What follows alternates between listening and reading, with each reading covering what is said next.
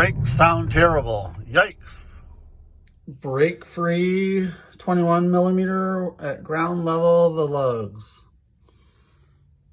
Always use jack stands. I had to hit the tire on the inside in different spots to break it free from the rotor. Put tire underneath just for added safety. The bolt's out, but I used 14 millimeter there, and now 14 millimeter there.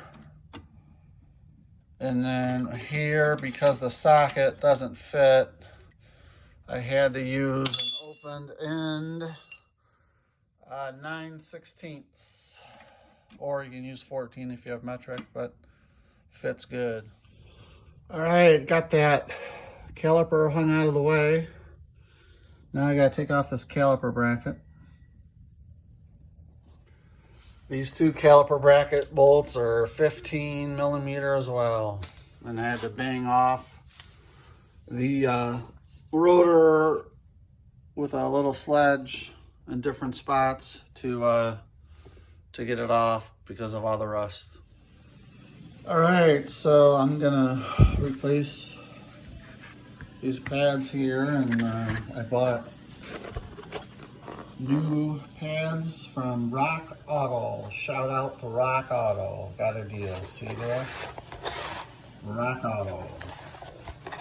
All right, so I got my wire brush. I'm gonna get these nice and clean and brush off all the rust and put on new brackets. And I got my pads staged. See, there's that clip on that side there, so I got that pad ready, and then I got this pad on this side goes in there. Just got that clip off, and I just take my wire thing here and I just get in there and wipe up, grind off all the rust, make it clean for the new bracket. I use a little screwdriver flathead from the grease pack that they gave me, and apply it only on where the pads slide, right in there in that bracket on both sides. So I kind of move the pads back and forth.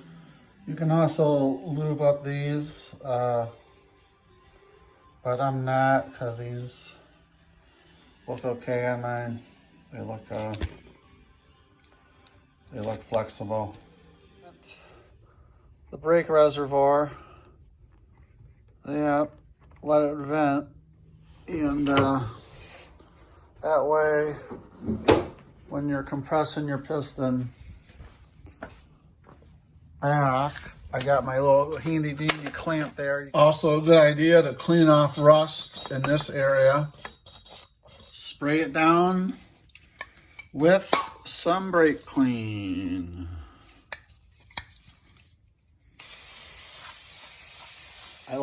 I bought these off Rock Auto too, geomet coated rotors. I don't have to clean them with brake clean. They're coated, they're ready to go. Next, put on your caliper bracket and hand start the bolts. I spray down my bolts with a little PV blaster, a little lube, WD-40. Always hand start your bolts so you don't cross thread. Last but not least, I like to lube both sides of these pads. Never lube the inside where the friction surface touches the rotor, but you can lube the outside for noise. And then last but not least, retract the piston. We showed you that. And then slide on the piston. Hand start both bolts always. And then this is tightened with 14. Don't forget to tighten up that oil cap and tighten everything else. Wheels and bolts for the brake caliper and rotor to spec.